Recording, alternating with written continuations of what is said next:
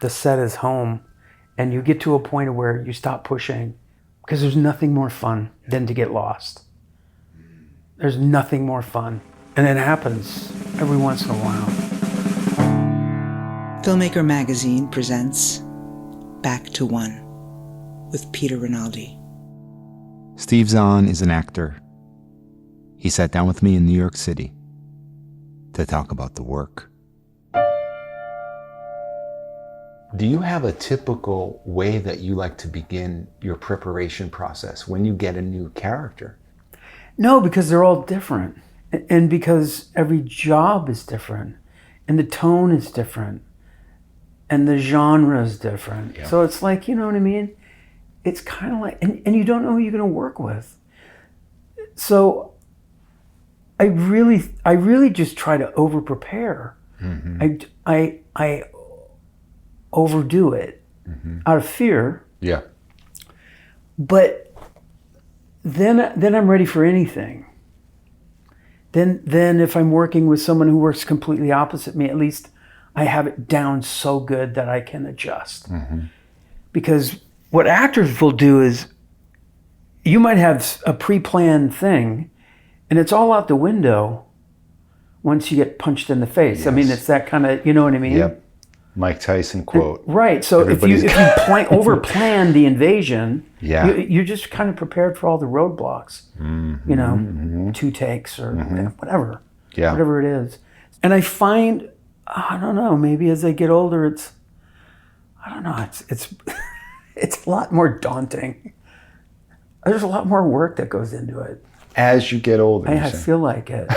Isn't that funny? I think it's like when you're young, it's just energy and it's when people don't really know who you are, you know, you can just run through the wall and they're like, oh my God, who's this guy?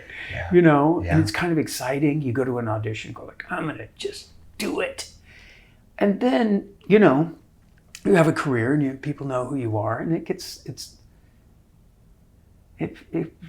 harder in a weird way. It's really, you know, I don't know. You're trying to shapeshift in front of people. Yeah. And, you know, and be believable. It's like, do you really need Steve Zahn to do an audition, really? Like, you don't have like 30 years of watching him do various different things? Yeah, but it's auditioning is great because then you know you got the part. Right. You know, the first day where you don't audition. When they give you an offer, you show up, they're seeing it for the first time. Yeah, and if it's this big thing and the producers are all like, well, I hope this was the right choice. Yeah. Okay, what do you got? You know what I mean? And it's a little more daunting. So you never mind auditioning? I don't. It depends on what it is. I mean, there are certain things where it's like, come on, this is kind of, you know, right down to barrel, you know, me. Yeah. And then there's like, you know, Planet of the Apes. Mm-hmm. Yeah. You know? Yeah. Where you want to. Yeah. White Lotus. I auditioned for White Lotus. Mm-hmm. Everybody wanted it. Mm-hmm. I knew that. Anything good, there's going to be a line of people that want it. Yeah. And wasn't that also a time when, like, you as a dad was kind of new as an entity? Yeah, I mean, it's interesting how that changes too. I mean, people go like, oh, you're choosing some different work. I go, no, I'm just a dad now. No, I was just presenting as a dad. Yeah, I'm not selling pot on the street. I'm a coach. I'm a soccer coach. It's not like the dad used to sell. I'm not in control as much as people want to say. Yeah. It's like, you know, yeah, I think most actors, a lot of actors out there can be more picky and choosy, but for me, it's you know. Yeah. I love that question. Like, why did you choose this role? You're like, well, because I'm a working really actor, and it comes as a job that comes. My kids are in college. I always tell young people, it's like, don't be disappointed if your favorite actors do something that you don't approve of. Yeah. You got to remember. Yeah. Yes. Did they just make a bunch of independent movies? Yes. Right. And they're like last year and the year before, and there was a pandemic or whatever it is. Yeah. It's like, no, it's a job first. You were in a play with Ethan Hawke that Ben Stiller came to see. Sophistry. Right. Jonathan Mark Sherman play. Right. That was great. So were you doing a lot of theater then? Like you weren't doing a lot of film at all at that moment? No. That was a foreign thing to me. Were you when you were imagining your career, was it a stage career? Yeah. Interesting. Yeah, I didn't really understand the world of film. I mean, obviously I got it when I went to conservatory and I was working with people, and I was always fascinated what movies they were in. Mm-hmm. Oh, you were in that? Wow, how'd you get that? My agent, I read for it. Like, right. So that does, actors are in movies. I was really dumb, but when I met Ethan, I had not done movies and he had, and I was just fascinated with it. And I was like, and it was exciting. But yeah, I trained I went to the American Repertory Theater. I was there for 2 years, a little longer. And theater was the thing, Once you did do film, were you like, okay, bye-bye theater? Yeah, I really enjoyed film. I just started doing more. Yeah. It wasn't even like I was lucky enough to be cast in things. Right. Just following the flow of the work. Right. And so if I have a movie, I can't do a play. But was there any part of you that was like, all right, I like this film work, but this is not the realm of the actor, you know what I mean? Or No. Were you thinking of stuff like that? Not at all. Yeah. No, I thought it was really hard, interesting, microscopic work. I was fascinated with it. And then you realize, wow, I have been studying film. I've been studying this my whole life. And now I'm kind of recreating moments. I'm not stealing anything, but I am. But it's unconscious. There's all these moments of other actors. Why did that make me cry? It's because they tried not to, and they did this thing. And you find yourself just kind of borrowing all this stuff from people. And that's what I loved about doing film. I didn't grow up in New York City where I got to go to a bunch of plays when I was young. Right. The first really good theater I saw was in Boston, where I was like, it was a trip to London, where I saw Les Mis, and I couldn't believe it. Like, it blew me away. But maybe if I had more references to theater, it would have been. Right. I don't know if that makes sense, but it does. So what was it that made you want to actually study it, though, when you actually decided to? Well, I was a stage actor. I was like, I was the kid in high school that was good and got the leads, and then I thought I could be good at this. Yeah. I knew I was, but I didn't. I went to college thinking, I'll be a teacher. I don't know. I'm not going to be an actor. Who does that? Yeah. Like, how do you even, Yeah. And so but then I went to London, and I remember sitting and watching Les Mis, and I remember sitting and going, I know I'm as good as that guy right there holding the flag. I know I'm as good as that guy. How's that guy up there? I don't want to be out here. Yeah. I don't want to be out here. I want to be with the circus. Yeah. And it was as much that as it was the art form. It was being a part of the world that I'm still addicted to. Yeah. And I miss it. Yeah. When I'm home not doing anything, like, I can't wait to get back. Yeah. Hang out on set, tell stupid jokes. Yeah. The communal aspect is what you're talking about. Great. Yeah. When you think about that guy in that play and the guy that just did She Dances, do you see a clear growth of this? Let's get real pretentious here.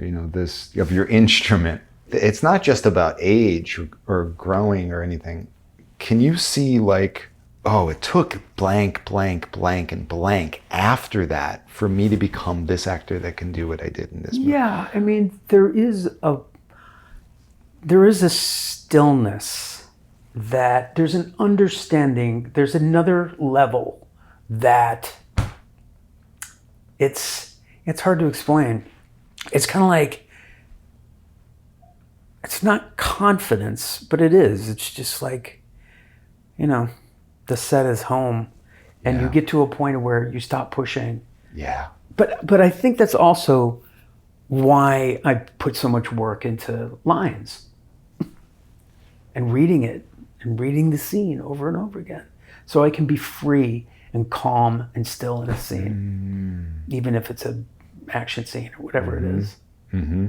Because there's nothing more fun Yeah. than to get lost. There's nothing more fun. And it happens every once in a while. Where And then the sound guy comes up and he goes like, hold on, I just got to move this a little bit. I can hear a little. Yeah, okay. And then you get a little perturbed because you're like, you're like, what's wrong? It's just nothing. You just reminded me I wasn't a cowboy and I'm a silly actor. Go ahead, move the mic. Can we not do this again? Because I was a badass cowboy. It's like somebody waking you up. That guy eating the hot dog over there, complaining about the lunch. He wasn't there. Now he is. Yes. Do you think that it's also about learning that, I'm going to say this in a cliche way, but I want you to take it as the bigger thing I'm saying. Less really is more. Yeah. Meaning, like, when you're young, you probably think, I gotta push this in the scene. I gotta push. I gotta build. And then you realize, actually, I'm enough right here. Is that part of it too? Yeah, but then there's Malkovich. But then there's Walken. Yeah, but then there's all these other brilliant people that Pacino. I mean, that's like not even straddling the line. Like they're over it, and it works. Yeah. So, but there's stillness in that. Mm-hmm. There's less is more in that too. Mm-hmm. I mean, I used to watch over and over again when I was young. That it was like, I don't even know what show it was on, like PBS or something, where it was the filmed stage version of True West with Malkovich and Sinise. Mm-hmm. And we watched that over and over and over. And I watched that. And that is genius to me. That was a big moment for me. Yeah.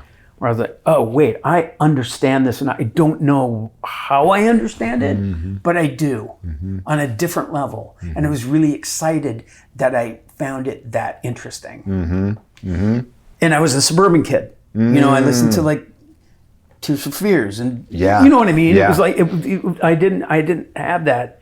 Interesting. Yeah. So when it did hit me, I was wow, man. Yeah. So you can be real and be, you just commit. That's the secret right there. You commit. Committing. 100%. That's hard to do that. Somebody just gave me a homemade DVD of that, Malkovich. Dude, I could watch that right now. Yeah. The first time I watched it, I was working in a machine shop, which was hell. I was living in my parents' basement, and my friend gave me a VHS of that. He said, "You got to watch this, man." And I watched it. I got up at 6 o'clock to go I watched it twice. Stayed up all night. Isn't that interesting that? Because that is not necessarily the kind of thing that I imagine. Let's just say, like right now, somebody in, where were you, Kentucky or somewhere? Or Minnesota. A kid is not going to respond to that now. Isn't that sad? No, I don't know. You don't know? I think somebody would. I want to believe you. I think so. I mean, the show is the show. Yeah. You know what I mean? The thing that's always there. It's always going to be amazing, no matter what. Yeah. The poor lighting and the who cares? Yeah. Who cares? Yep. That's right. I believe that. I mean, but it is interesting how there were just I had no access to anything outside of the radio. And, I remember the first independent film I saw, I was on a date with this girl in high school. She was cool. Like I wasn't. She was cool. She was like, do you want to go to a movie? I was like, yeah, It was like, we're going downtown. I was like, down by Hennepin Avenue? Like, yeah. I was like, I don't know. And we went to the Uptown, and we watched the Uptown Theater, and I watched Birdie.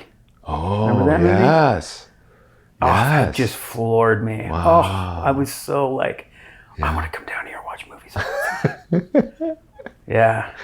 Wow, it's isn't it interesting what forms you, right? And when you're put out of your comfort zone, or somebody gives you something, hands you something, or says we're going to see this, and that changes you. Changes your life. Yeah, You don't know when you're changing someone's life when you offer them something. that's right. You know, That's right. especially artistic. Some kid Yeah, is going to be inspired, and it might not be the thing that you think. That's is right. Really inspirational. that's right. That's right. That's right. It might be something that you think isn't very good. Can you think of anyone, any director that, while working with them, something changed in you and you advanced? I was really inspired by a theater director named Audrey. Brilliant. Yeah. You know, he's world known. Yeah. I did a few shows with him when I was a student, and he was just amazing. And his shows at the time were just like spectacle, like just big production value. And he was really honest. And I was doing The Miser. You know, it's farce, Moliere. Yeah. And I was playing Cléant, and I was like really excited. I was a student. I had a lead in the big play, you know, with Cherry Jones and Alvin Epstein, these great actors. And I was doing a scene, and it was with Cherry. It was at the beginning of the scene. She played my sister, and it's a scene where I come out and I just basically tell, you know, her how much I'm in love with this woman, this young woman, and it didn't work. It wasn't, and I had this like big, like Prince like outfit and like high heels, and it was curly permed hair with a goatee. It was really cool, and it didn't work. And then when it was a preview, and he came back and he was like, "I have an idea." He was like, "Take your clothes off." And I was like, "What?" And then I argued with him. And I was like, "I'm not going to get naked and go." He's like, "No, your panties and your boots and your coat. Just wear that and go out and do the scene the same way." And I did. Yeah. And he was on the other side, and it was huge. People laughed. Yeah. And Cherry was like, "Oh, this is interesting." and I went off stage, and he goes, "See, you are so in love that you don't know that you are naked." Okay, same guy, right? Same guy. I'm in that play, and it's the night before opening, and I'm getting laughs, and I feel great. And I come off stage at the end, and he told me, what you did tonight is exactly what I hate. Whoa. And I went home, and I was just a wreck. Wow. I was like, "Oh man, what'd I do? Oh my God." And I was in my apartment. He could tell the next day I was distraught. And he basically said, "Steve, if you're going to lie on stage, lie. Otherwise, you're an amateur." Whoa. He's basically saying that I was indicating everything. Yeah. I was acting perfectly. Yeah. I was doing that, which sucks. Yeah. And he was telling me, less is more. Make us think you're actually telling the truth, even though we know it's a farce. Right. And I was like, that's it. That's it. Yeah. That was some of the greatest advice I ever got. Yeah, that's huge. I always remember that. That's huge. He's brilliant. But did he need you to go home? Sam? No, I know, did he need that's to like say not that? cool. He's like, "Can't you just give me the lesson?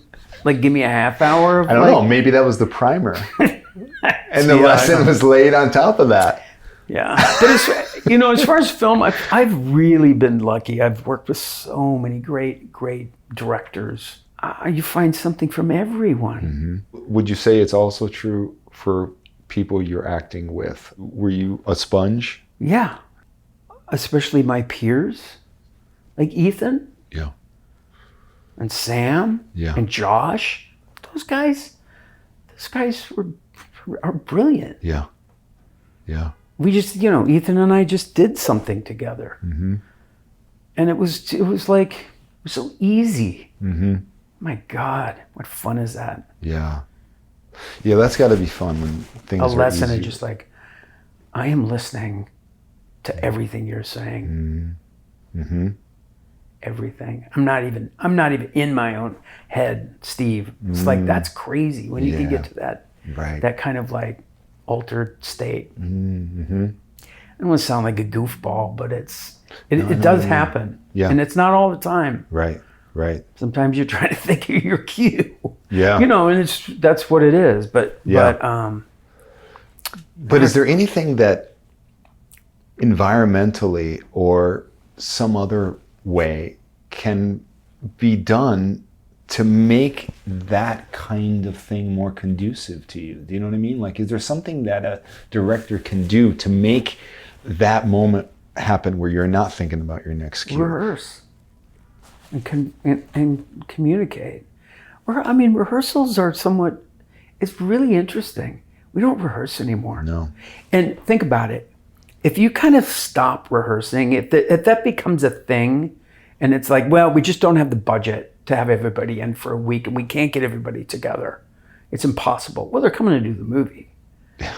You know, I'm talking even on the day, rehearsals are just like, but I realized something. A lot of young directors, some of them maybe, don't really know how to rehearse. Right. That's right. That's why they avoid it too, because they don't want to do something they don't know how to do. but then think about it. Even like weed whacking, you got to learn how to do it. It's fucking bonehead. That's right. And I do it all the time at my place, my farm. But you do have to teach someone. Like, that's no, you actually a good analogy. Otherwise, oh no, you got to hit it, bounce it. Blake. You get it in 5 minutes, and you're like all day just listening to a book on tape. The reason why that's a good analogy is because it seems simple. It's just a cutting thing. But if you don't do it right, then you got a yard that looks sometimes you got to go like you're like, well, maybe you come in over there. I kind of saw it saying, hey, can we just do the words? Right. Let's just do the words. But you'll get directors that literally come in and go like, okay, so you're like, oh, I love this beer. And you sit down and you're like, well, oh, wait, this is shit. And then you like put it down and you go, like, yeah, I read the script, dude. I got that part. Like, it's not about that. Yeah, yeah. You have to tell me what the scene is about. Like, I've read this 120 times. But this is what I'm talking about. So that gets frustrating sometimes. These are people that are successful, though. There are people, and I don't know what that is. And maybe I'm totally wrong. Maybe there's somebody out there going, it's like, nah, we rehearse all the time. But I just don't. It depends on who you're with. Have you ever seen rehearsal be detrimental? No. Never. No. It's impossible. It's literally problem solving before you get to the point of where you're wasting everybody's time. Yeah. I can think of like Richard Linklater. Oh my God. We showed up for shooting Suburbia down in Austin. It was like 96. Anyway, and first night we were staying up all night because it was all night. So we was like, we'll just work during the. We were going to rehearse. It was like so. And he realized no one knew their lines. He was like, oh, well, we can't rehearse. So why don't we I'm going to spend tonight and tomorrow, everybody just learn their lines. And we just sat we had a whole floor of a hotel, and we just kind of we walked around, we read, it was me and, Giovanni would just read over and over. And we learned the script. And then we could rehearse. I thought that was brilliant. Interesting, yeah. Isn't that? Yeah. It's great. Yeah. Planet of the Apes. Matt, we rehearsed. We rehearsed for an hour. I remember sitting my first day with Andy Serkis, like rehearsing, like it was Ibsen, and there was one producer going like, okay, looking at their wrists, going like, okay, come on, guys, it's a big movie. Yeah, that was part of the deal. Yeah, it was understood. Yeah. We just did. Rick and I made a movie. My company made a movie. She Dances. We were adamant about rehearsing. We had to rehearse because we don't have time. Yeah. To mess around. It's a tiny budgeted movie. Did you hear what you just said there? We had to rehearse because we don't have time. Right. Some people might think it's like that you made a mistake. No, there. you saved why you're yourself doing it. Because that's why you do it. So we can do 2 takes. Right. Right. So you can rehearse it and go like, there were scenes in that movie that we rehearsed and Rick was like, Okay, we got that. Don't even think about that scene. We'll just shoot it. Mm-hmm. And when we shot it, 2 takes. So Rick is an actor, though. Yes. Yes. Do you think that has a big part in this? Yes. Yeah, I do. I mean, it doesn't. Ultimately, there's a lot of directors out there that are just amazing with actors. Yeah. But there is a definite dialogue. There's a definite, there's just a deeper understanding, Yep. Rick's not going to come in and go, this time maybe. I mean, you don't have to talk. You don't have to talk. Yeah. You don't have to give a note. Yeah. I'm instinctually going to do it a little different. Yeah. I'm not going to give you the carbon copy. Yeah. Yeah. And that's why I love directors who come in and go like, let's just do it again. Yeah. Yeah. That's it. Yeah. That can be as inspiring as anything. Right. Right. Sometimes And you by don't the have way, to say anything. Me personally, I love directors. I need directors. It's part of my DNA. It calms me. We are all insecure. All us artists, we think we're just like, we're a joke. Yeah. I mean, most artists I know are like, oh, they're going to figure me out, but I don't know what I'm doing. Yeah. And so I need someone to go like, it's great. Yeah. Even now. Yeah. What But you're doing but there is has right to be on, some kind of attributes that they have that work better with you than some other attributes. What are those? They listen, and then they listen and they tell the truth. They're honest. I can see right through someone who just gives me a load of, it's like, just be honest. Yeah. It didn't work. Why didn't it work? I don't know. I agree. Maybe you just like Mike White. Great.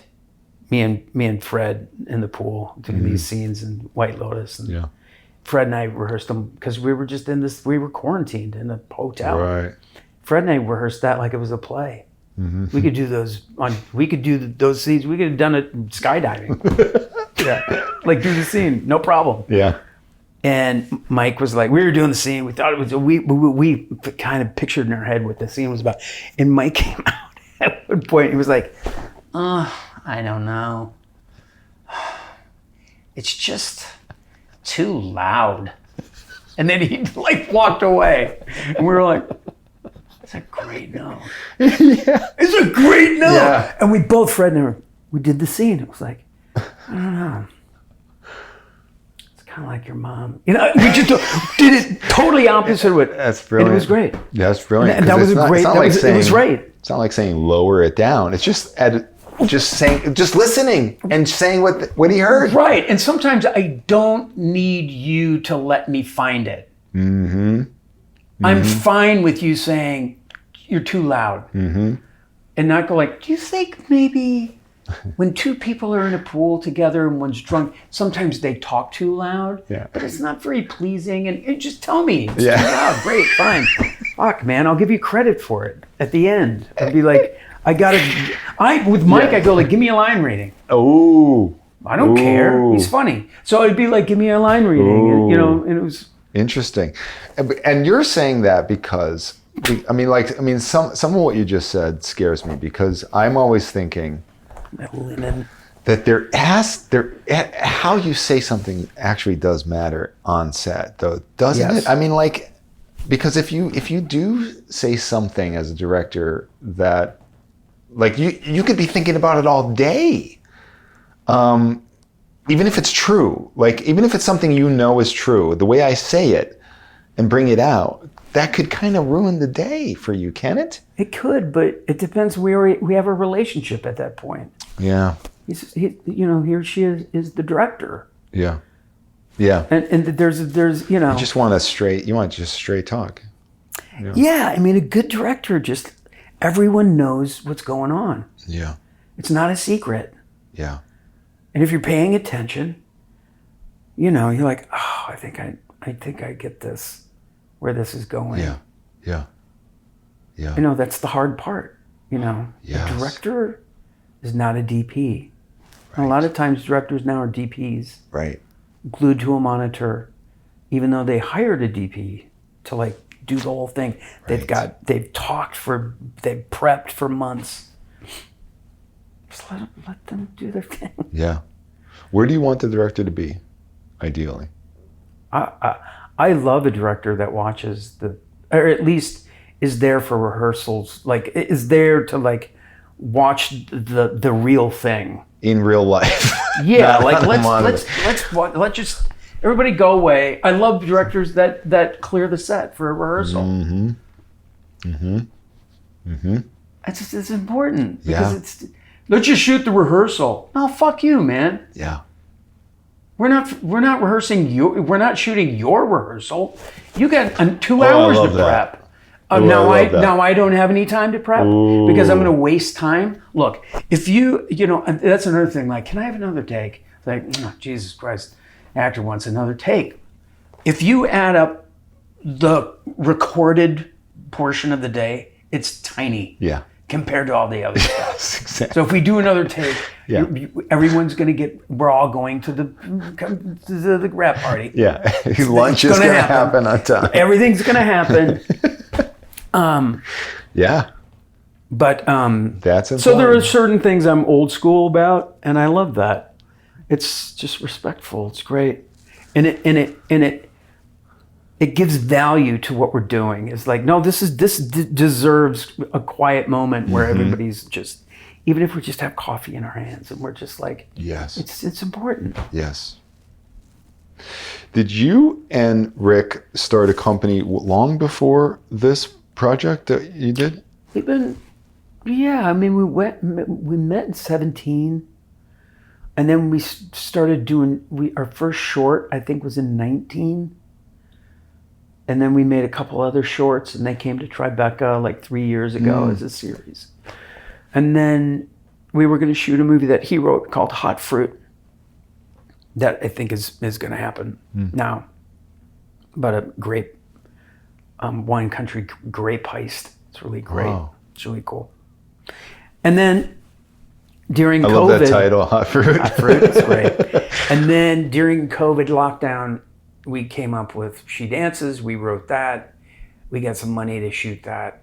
And, here we are. I love this movie. I love She Dances. Oh, thanks. Fucking loved this movie. And let me tell you something. I didn't think I would. Yeah, I keep watching it.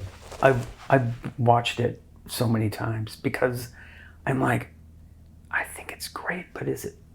do I just think it's great because I like home movies in there? You know what I mean? Like, am I just emoting because I watched that movie as a writer, as a producer, as an actor, as a dad. Yeah, exactly. Rick and I just wanted to do something. There's enough cynicism in the world, in our business, That's right. And it's like, let's make an American independent cinematic movie for families. Yes. That's what we did. But your daughter never acted before, right? Yeah, I mean, she went to a conservatory called Baldwin Wallace. It was really hard to get into. It's a musical theater school. She's a dancer. She's an amazing singer. She was going, that was her route.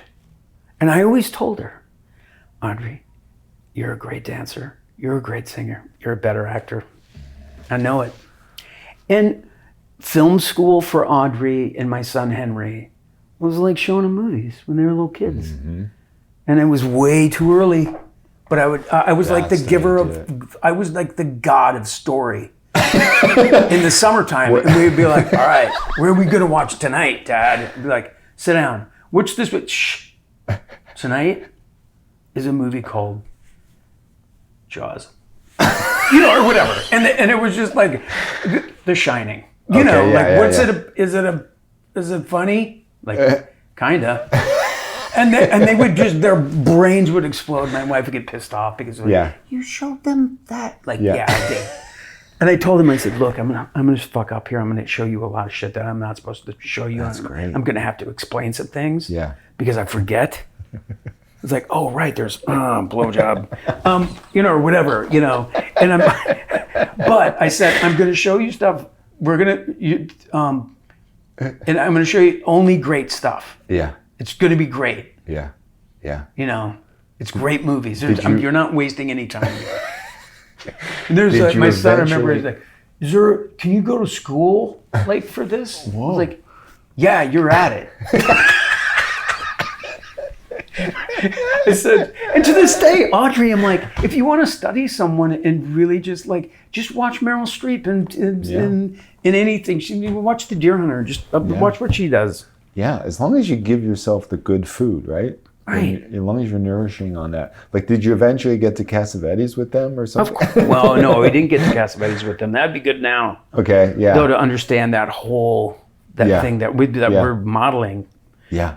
Somewhat what we're doing. It's family and friends. Yeah. So you weren't necessarily just giving them good entertainment like Jaws or like The Shining. You were also venturing off into some territory. Yeah, it was everything. It was like, Laurel and Hardy. I mean, there are things out there that are just good storytelling. Yeah.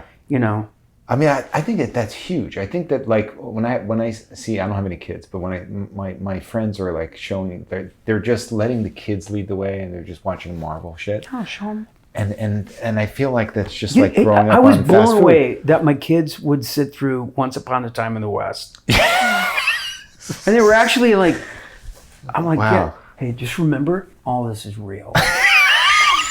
That's a fucking train.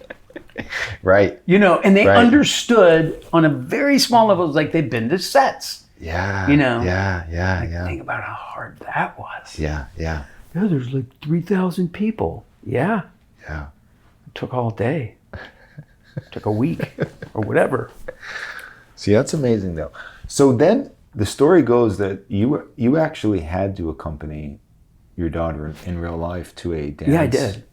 Thing. She was at a national dance competition. She was representing Kentucky. So she was Miss Kentucky. Did you tell Rick, and Rick was like, "Oh yeah, this is a good." I was at the competition. It was during COVID. My wife Robin couldn't go, so it was me. It was just her and I, and it was our last one. And it was beautiful. And there were moments of like just. As a dad, that I was explaining, like Kobe Tolan, our editor and co-founder, and Rick, and I was just as a buddy going like, oh my God, I'm gonna send you a video of these people. Check this out. Look at the convention center is filled. Yeah. They're like people dressed as cowboys, and I don't quite get it. I don't know. I'm not gonna ask them what they're dressed like, why, but there's a lot of them. Yeah. I don't know if they're dancers or something. Anyway, so. It was just, and Rick kept saying, "Oh my God, there's a story here. There's a story here." Yeah. And then we kind of kicked around this idea of, this father and daughter kind of road trip thing. And then Jason Reed, a great producer, a friend of ours, called us and was just like, "I'm sick. I want something hopeful. Do you guys have anything like?" And he knows us well, and we were like, "Yeah." We kind of pitched him this thing. He's like, "That's outstanding." Hmm. And then we added the layer of grief and that being the driving force. Yeah. And he was like, can you guys write a treatment like in a couple weeks and just and then Rick and I in like a couple weeks, we had like 80 pages. Mm-hmm. I just keep going. This is great. And did you know that Audrey was going to be in it at that point? Yeah. And we were like, this is just perfect. Audrey would just be perfect. She'll kill it. Yeah. And we were worried about her getting older, and and then it came to a point where we were just like, we have to make it now. Yeah, just not going to happen. Yeah. And I'm so proud of her. She's like an old soul, man. She's very mature, and she just gets it on a different level. And I mean, you either know how to be in a slow push in and understand that. Yeah. That's something you just can't teach someone. That's right. And I was so thrilled when it was happening, and I was like, oh, she's just doing it. And Rick would come up and go, dude, people are gonna be blown away. I mean, what the fuck? This is insane. Yeah. And we were really excited. Yeah. And we didn't tell her, she was very nervous about anything. Mm. She's also incredibly subtle. Yeah. Right? I mean, like, you would think that somebody wouldn't be as subtle as this in their first She just gets it. I know. I'm over that the top. impressed Yeah, me because I like stuff like that. I need stuff like There's that. so many moments. I've watched it so many times. And whenever I get nervous, I'm like, maybe this sucks, man. It's like you make a batch of cookies. Yeah. And you take them out and you eat one and you're like, holy shit, I think these are the best cookies in the world. Yeah. And then you make them for a year, every day. And you add some cinnamon. And you're like, after 4 days, you're like, cinnamon's coming out. Yeah. I like the original cookie. And you make all these adjustments. And then a year later, people are like, you still making those cookies? Are you ever going to? Like, yeah, I got them. And then all of a sudden, all your friends show up and you put the thing down and they all grab a cookie. And as they're putting it to their mouth, you're like, I think these suck. Because you can't. You're just like, that's how I feel right now. Yeah. Yeah. Like tomorrow we have a screening and I'll be a nervous wreck until it starts. And then we're like, oh, the movie is the movie is the movie. Yeah. The movie is the movie. Yeah. You can't do anything about it. And you either like it or you don't. That's right. fine. But you even get to some real hard emotional stuff in this movie. It's not like No, it sneaks up and rips your throat out. Exactly. It punches you in the stomach. Yeah. But that's all you. That's all you actors. That's you and her. I mean, this is like, there's nothing protecting you. You know what I mean? In these moments, like it's do or die. If you don't hit that right, the movie's gonna suck. Yeah. If we indicate too much or we hit anything over the head too hard. So how did you prepare for that? Or did you was it like the thing you were saying about Rick, which is like, all right, we got it. Don't do that too much. We were so aware of tone. And Rick, look, being off book is really hard. As an actor, I'm off book. Are you? What's your first line in the second scene? You're not off book, right? So if you're off book, it's kind of like you're midway through a run. You're off book. Mm-hmm. You don't even have to think about it, right? That's when great shit happens. Really cool shit happens, right? And you can tweak and you're way ahead of everything, right? Rick is off book. Mm-hmm. He knows exactly what he wants. There's no, let's just cover it from this side. Let's just try to, there's a great scene, there's a great example of how great Rick is. We're in the car scene and we're in the car and we're driving and they're listening to this song. It's kind of the beginning of the road trip. Mm-hmm. And they do this kind of rap song that our friend B. Taylor wrote. She's spread out through both our projects here. And they're singing the song. I'm in the back, and then I go like, "Hey, I made a playlist. Yeah. Maybe we could put that on." And then we rehearsed it in the car. And when we rehearsed it, they both did Jennifer Coolidge. They were like, "Oh, so you don't like our songs?" And they did the whole scene. And Rick was like, "That was great. Just do that." Yeah. And that's what we did. We didn't do it another way. Oh, yeah. So it was like there's something. I don't know. He was loose enough to have that shit happen. Yes. But he knew exactly how he wanted to see it. There's not a shot in that movie that wasn't pre-planned. If you like it, then that's great. And if you don't, there wasn't like, well, I don't know. Yeah. And that's what it needed. Exactly. So we were so aware of tone, right? Mm-hmm. Like with the dance moms, it was like, God, this has to be funny, but it can't go a little. If it goes too far, then it's It just screws everything up. Right. We also were like the first scene where the waitress comes up to me and I'm like, oh, let me pay. It's like the first scene, it's like the second scene. And she says, I danced with your daughter and sorry about Jack. Yeah. That had to be a good scene. Yeah. That actor had to be great. Yeah. Yeah. And we were like, there's no, and it's amazing how many friends and family filled in those spots. Mm-hmm. That was Audrey's roommate from Bolton Wallace. Great actor. And she helped us out. Like Ron Livingston was in town because Ro was there. Yeah. And Ro's a great pal. And That's great. It's a little scene. You know, and he was like, I'd love to do that. This is my favorite scene with Ron. It's just knucklehead. Yeah. And he could have played that. It's just there. Yeah. I mean, there's so many moments in this where I'm like, I don't know how they did this with all these people. It felt like a real dance competition. It was. So here's what we did.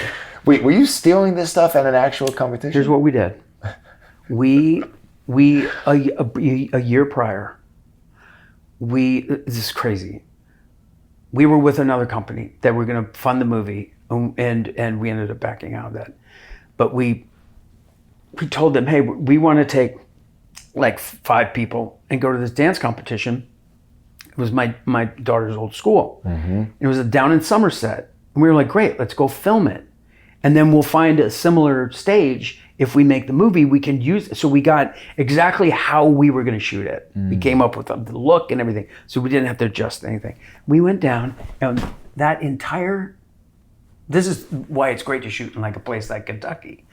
We had everybody signed waivers. Wow. That was in that. So moms in the hallway, kids stretching out. That's amazing. All the performances, all those, like, other than the highlighted ones. Then we went back a year later to the same stage. Oh, that's brilliant. And the first 3 days of the movie were like The Last Dance, Haley's Dance, the duet, the highlighted one. All the other ones were shot a year earlier. Oh, that's And then beautiful. those kids who were just part of the dance, company from Lexington, Kentucky, they were great. Wear your old outfits and come back in, and they were thrilled to be in part of it. I'm sure.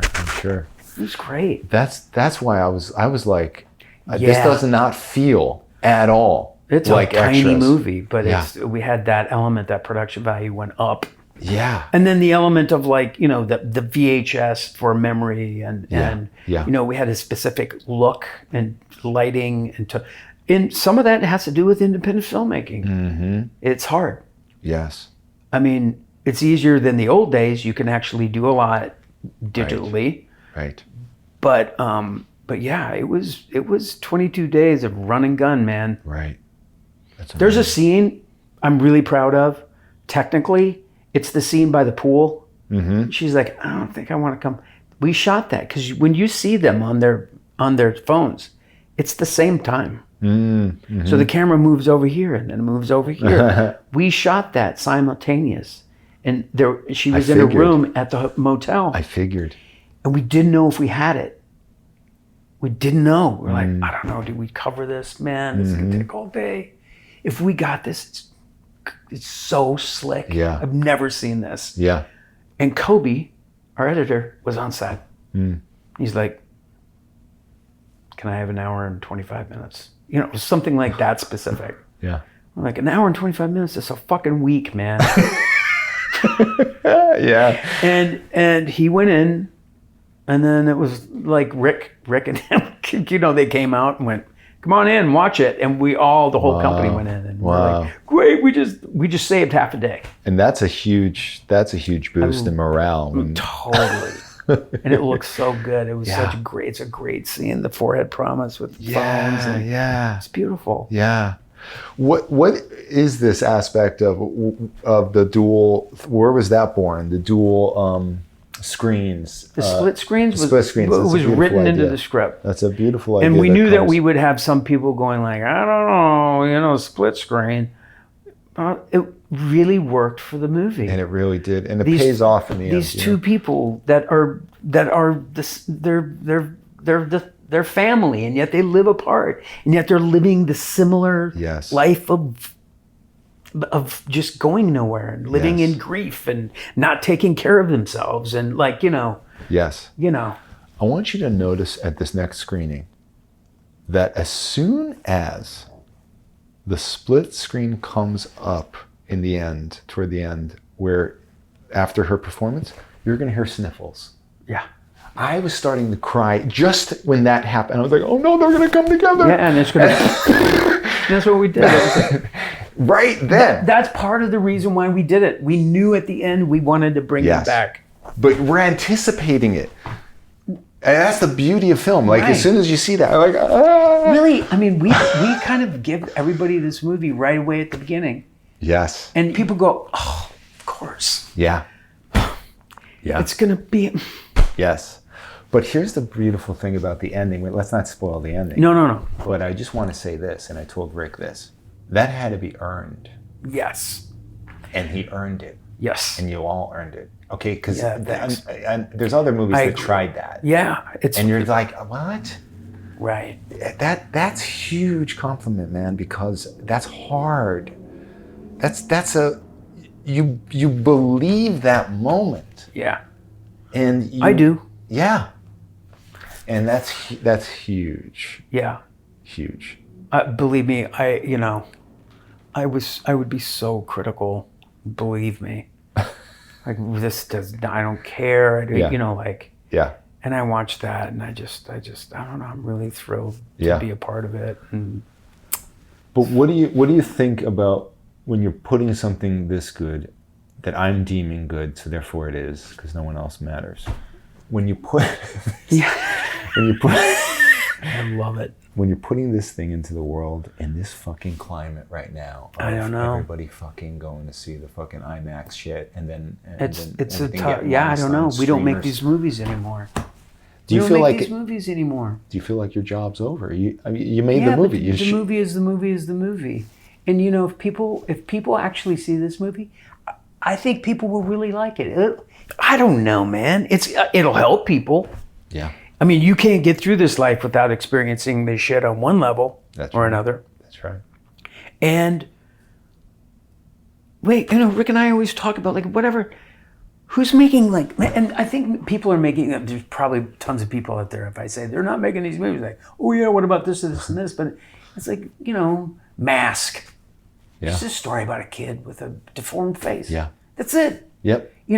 Breaking away. Yeah.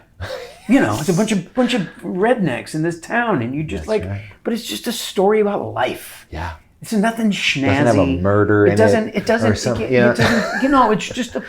It's just an honest story. Yeah. Yeah. And I think that's what we were kind of going for. It's like, I want to play, homage to the stories, the Bryant song. I don't know. Yeah. It's the movies that we grew up on. Yeah. And we watched over and over again. Yeah. And they were pretty simple, ordinary people. I mean, I don't know. That's right.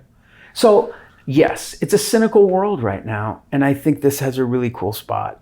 I mean, it sits well. Yeah. And I don't know, maybe it's still, maybe it doesn't do anything. I don't know. I have no idea. And I want other movies like this. So Right. I want it to do well because I want Right. to see other movies like this. Right. Okay? And unfortunately though, I don't know if I would have seen this if it wasn't, packaged to me and sent to me and Tribeca and everything. Right. And that scares me. I know. That really scares me, man, because this is my movie. This is the kind of movie I like. And I don't know how it would have come to me otherwise. Yeah, I think if people see it again, they'll adhere to it. It just depends on the venue. I mean, it just depends if you can put your eyes on it and go. Yeah. It depends, it doesn't matter what strategy, social media, all that. If somebody goes, oh man, did you see that movie? I loved it. That's all it takes. That's all it takes. Yep. That's what it takes. That's right. So we just hopefully get in the spot where people have access to it. Yep. That's it. Steve Zahn, thank you so much. Thank you. Back to One is a production of Filmmaker Magazine, which is a publication of The Gotham. Listen to back episodes of this podcast at filmmakermagazine.com or wherever you get your podcasts.